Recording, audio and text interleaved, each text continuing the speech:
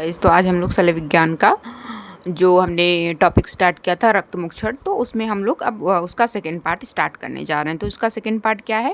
उसका second part है कि हमने अशस्त्रकृत रक्त मुक्षण पढ़ लिया था, अब हम शस्त्रकृत रक्त मुक्षण के बारे में पढ़ेंगे।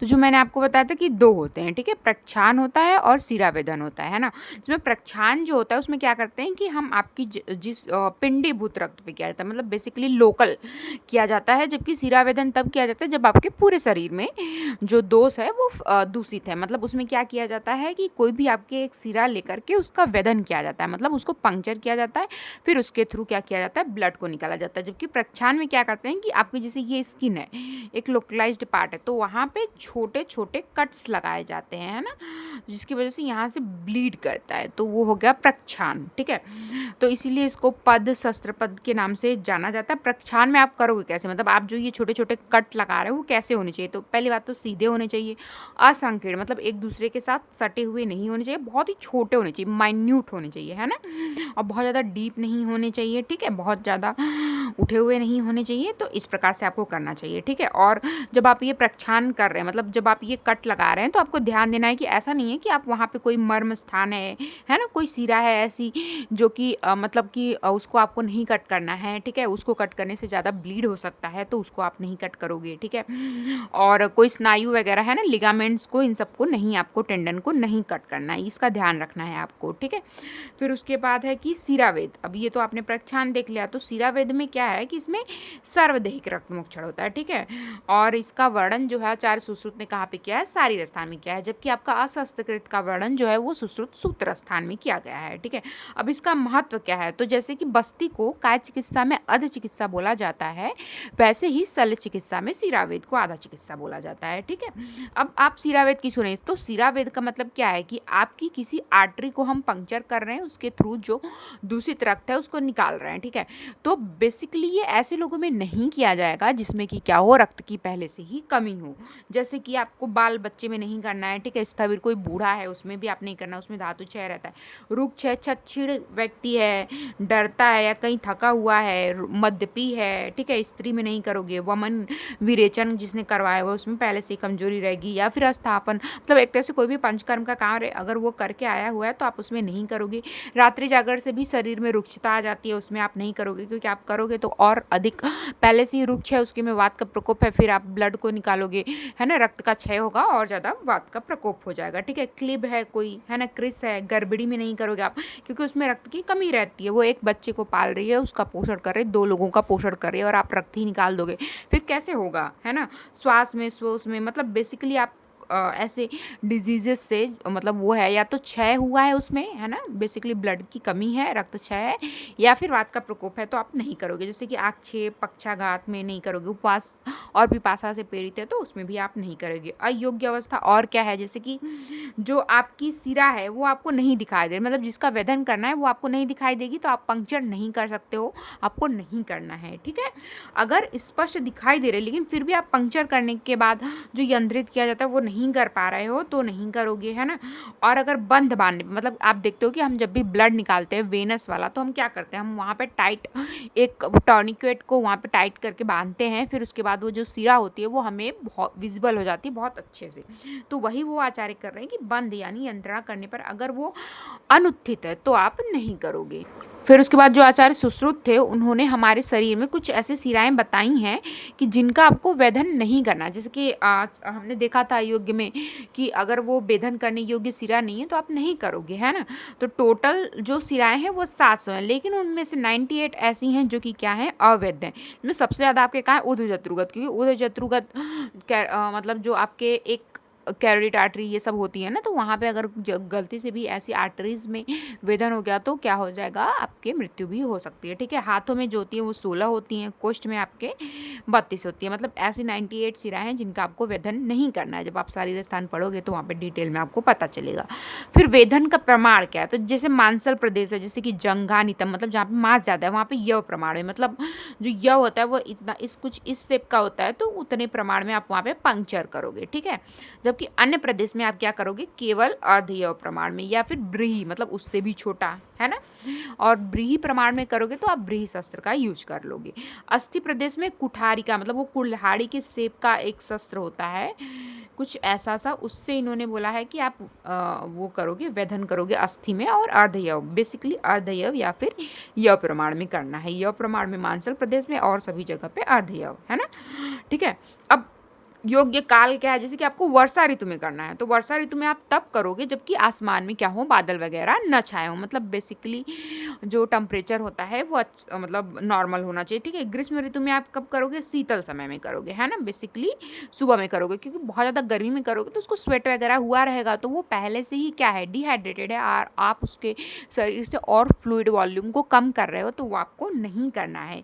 और हेमंत ऋतु में क्या करोगे, तो मध्याह्न में, क्योंकि ऐसा बोला गया है कि इससे बहुत ज़्यादा ठंड भी रहती है तो जो जो आपकी आर्टरीज वगैरह होती है ना वो कंस्ट्रिक्टेड हो जाती हैं, ठीक है, तो ब्लड नहीं निकलेगा अच्छे से, है ना। तो मतलब सिरावेद आप करोगे तो ऐसा नहीं कि ब्लड नहीं निकलेगा, मतलब शाम में, जैसे कि शाम में या फिर सुबह में ठंडी के समय में वहाँ, लेकिन वो अच्छे से नहीं निकलेगा। जबकि मध्याह्न में क्या रहेगा कि जो आर्टरीज होती है वो कंस्ट्रिक्टेड नहीं रहेंगी, है ना, तो उस वजह से वहाँ पे ज़्यादा अच्छे से निकलेगा, ठीक है। तो इसीलिए जब आपका ठंड है तो आप क्या कर लो कि मध्याह्न में कर लो, दोपहर में कर लो जब थोड़ा सा नॉर्मल टेम्परेचर रहेगा, और जबकि ग्रीष्म ऋतु है तो उसमें मध्याह्न में आप नहीं करोगे क्योंकि उसमें ऑलरेडी बहुत ज़्यादा गर्मी है, वो पेशेंट वैसे ही उस गर्मी से परेशान है, आप तब नहीं करोगे, ठीक है। जब थोड़ा टेम्परेचर डाउन होगा तब आप करोगे, है ना। अयोग्य काल क्या है, तो वही कि अत्यंत शीत में नहीं करोगे, जैसे आयुर्वेद में बोला कि अत्यंत शीत में करोगे तो क्या होगा कि जो शोणित है वो स्कंदित हो जाता है, मतलब कि शीत की वजह से, है ना, तो वो नहीं निकल पाएगा, ठीक है। उष्ण काल में भी आप नहीं करोगे क्योंकि उसमें क्या है, रोगी आपका उष्णता से परेशान है, पहले से ही अतितापित है ना, तेज हवाओं में नहीं करोगे, ठीक है। आकाश अगर, तो वो बताए इसका उल्टा बस वही कर दिया कि इनमें करना है, इसके विपरीत में आपको नहीं करना है। फिर सिरावेद जब आपको करना है तो उसकी विधि क्या है, तो पहले तो सम्यक स्नेहन और स्वेदन करवाओगे, ठीक है, जहाँ पे आपको करना है। उसके बाद, ठीक है, जब अब आपका क्या होगा कि जो दोष है उसके प्रतिनिक प्रभाव वाले, मतलब अगर वातज है तो वात का समन करने वाले आहार विहार से आप यवागु बना करके, ठीक है, उसको खिला दोगे। फिर उसके बाद आप उसका क्या करोगे, रक्त मोचन कराओगे, क्योंकि ब्लड लेटिंग करवा रहे हो, उसके शरीर से आप रक्त का क्षय करवा रहे हो तो उसको कुछ ना कुछ आपको देना है ना, न्यूट्रिशियस। उसके बाद आपको करवाना है, थोड़ी एनर्जी उसके शरीर में होनी चाहिए, ठीक है। फिर उसके बाद क्या करोगे कि सीरा वेद योग्य काल में, मतलब वही की वर्षा है तो आप देख लो बादल नहीं है, ग्रीष्म है तो सुबह के टाइम पे पेशेंट को बुला लो, अगर ठंडी का है तो उसको बोल दो कि दोपहर में आना, ठीक है, में बैठा कर या खड़ा करके, जैसे भी आपको यंत्रणा करनी है। तो यंत्रणा में अभी तो आपके पास टॉर्निकेट होता है, पहले किससे करेंगे, या तो वस्त्रपट से, है ना, या फिर चर्म से, या अंतर्वल्कलता, मतलब कोई भी ऐसी बांधने वाली चीज़ जिससे आप बांध सकते हो उसको ले लो और वहाँ पे बांध दो, ठीक है। अब बांधना भी है तो बहुत ज़्यादा टाइट नहीं बांधना है कि एकदम ब्लड सप्लाई ही रुक जाए, बहुत ढीला भी नहीं बांधना है, क्योंकि अगर आप ढीला बांधोगे तो जो वेन्स है वो प्रोमिनेंट नहीं होगी, ठीक है। तो बांध करके आपको सिरावेद करना है। फिर उसके बाद है कि सम्यक रक्त मोक्षण के बाद आप क्या करोगे, तो देखिए सम्यक जब आप रक्त मोक्षण किए तो वहाँ पे हल्का सा एक मतलब कि स्पॉट रहेगा, है ना, व्रण का छोटा सा, तो वहाँ पे हम लोग शुद्धोदघृत के द्वारा अभ्यंग करते हैं। तो ये जैसे कि जो शुद्धोदघृत के द्वारा अभ्यंग है तो आपका रक्त मोक्षण का कोई भी विधि है उसमें आपको करना है, ठीक है, चाहे शस्त्रकृत हो चाहे अशस्त्रकृत हो, है ना। फिर या तो ये कर सकते हो या फिर आपको मधु से वहाँ पे घर्षण करके शीतल जल से परिषेक कर दो। बेसिकली हमें क्या करना है कि ब्लड जो वहाँ पे निकल रहा है उसको रोकना है, ठीक है, तो उसके लिए हम उसको शीतल चिकित्सा दे रहे हैं। 4 चिकित्सा होती है ना, संधान, स्कंदन, दहन, यही तो उन चारों में से आप यहाँ पे क्या कर रहे हो कि शीतल चिकित्सा दे रहे हो, ठीक है। फिर उसके बाद है कि शीतल उपचार से, अगर आपने शीतल उपचार किया और वहाँ पे वात का प्रकोप हो गया और उस स्थान पे क्या हो रहा है, तोद हो रहा है, तो आचार्य ने बोला वो जो घृत है उसको गर्म करके उससे परिषेक कर दोगे तो वो जो तोद वहाँ पे हो रहा है पेशेंट को वो आराम मिल जाएगा, ठीक है। फिर उसके बाद है यंत्रणा विधि, मतलब कि आप जहाँ पे पेशेंट के ब्लड को निकालने वाले हो जिस सिरा से, तो वो अलग अलग स्थान पे होगा, तो जिस अलग अलग स्थान पे कैसी यंत्रणा करोगे ये बताया। जैसे कि अगर सिरा में करना है तो सिरा में कुछ नहीं है, मतलब सिर में, तो आप क्या करोगे कि पेशेंट का पैर मुड़वा के उसको बैठा दोगे, ठीक है।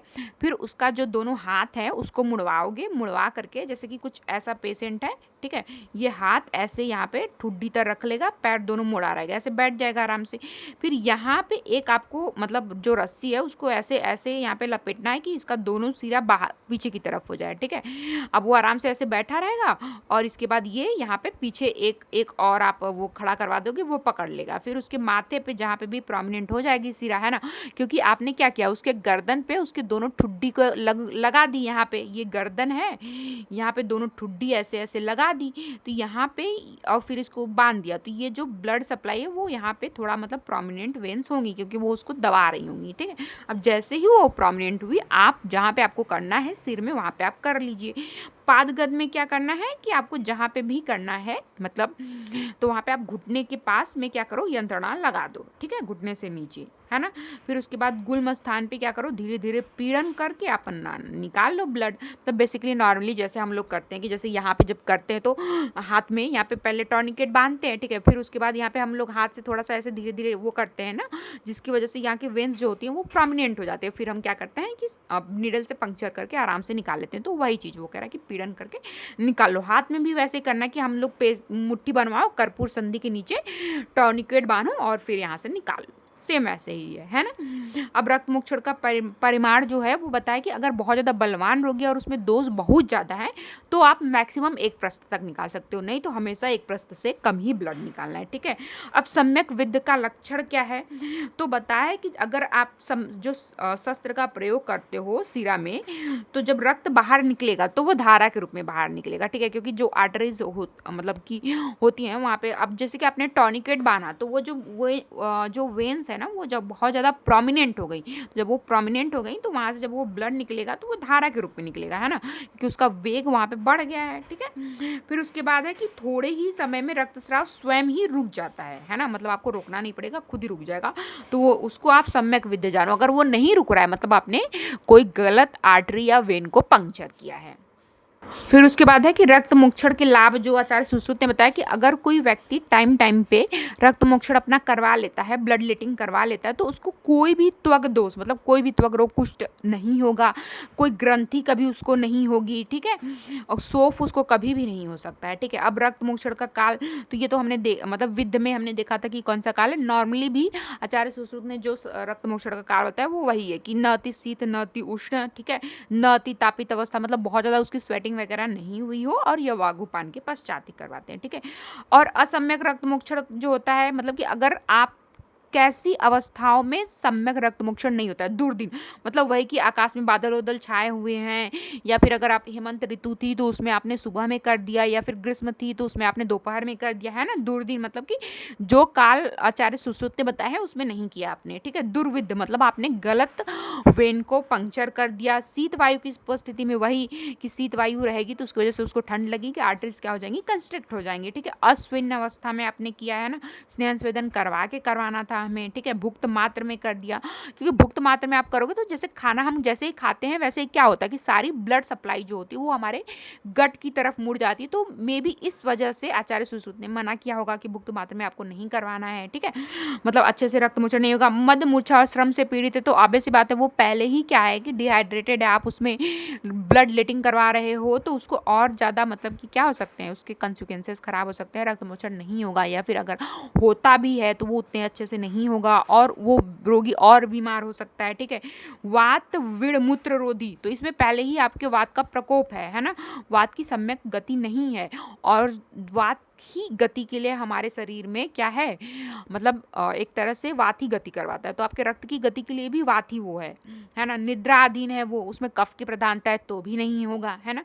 डरा हुआ है उसमें वात का प्रकोप है, वहाँ पे नहीं होगा, ठीक है। अयोग्य लक्षण क्या है, तो अगर आप सम्यक रक्त मोक्षण नहीं हुआ है, ठीक है ना, तो फिर तो कंडू सोफ राग ये सब रहेगा, क्योंकि आप दोस्त नहीं निकले। अगर वहीं ज़्यादा हो जाएगा तो उसमें वीकनेस वगैरह होगी। अब चिकित्सा क्या है, तो जैसे कि आचार्य सुश्रुत ने बताया कि अगर प्रच्छान वगैरह आप करवा रहे हो तो वहाँ पे मतलब आपने छोटे छोटे कट्स लगाए थे, ठीक है, तो यहाँ पे क्या करो कि यहाँ पे किसी भी मतलब रफ चीज़ को लेकर के घर्षण करोगे तो उसकी वजह से क्या होगा कि वो मुख जो है खुल जाएंगे और अच्छे से रक्त मोक्षण होगा। अति योग में क्या होगा, तो अति योग में आचार्य सुश्रुत ने बताया कि मतलब सिर के रोग हो सकते हैं, अंधा भी हो सकता है, अधिमंत भी हो सकता है, उसको तिमिर भी हो सकता है। आप जैसे कि रक्त मोक्षण आप अलग अलग जगह के करवा रहे हो तो अलग अलग जगह की आर्टरीज वहाँ पे अफेक्टेड हो रही हैं, वेन्स अफेक्टेड हो रही हैं, तो मे बी अगर आप मतलब सिर का करवा रहे हो तो वहाँ पे अंधत्व, अधिमंत, तिमिर हो सकता है।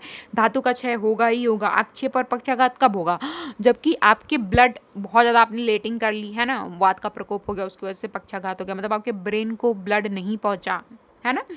एकांग घात, तृष्णा, दाह, हिक्का, श्वास, ये सब हो सकता है। काश मतलब बेसिकली आपको बहुत सारे रोग हो सकते हैं। अगर आपके शरीर में आप एनीमिक हो तो आपको भी पता है कि आपको सांस लेने में दिक्कत होनी ही होनी है ना।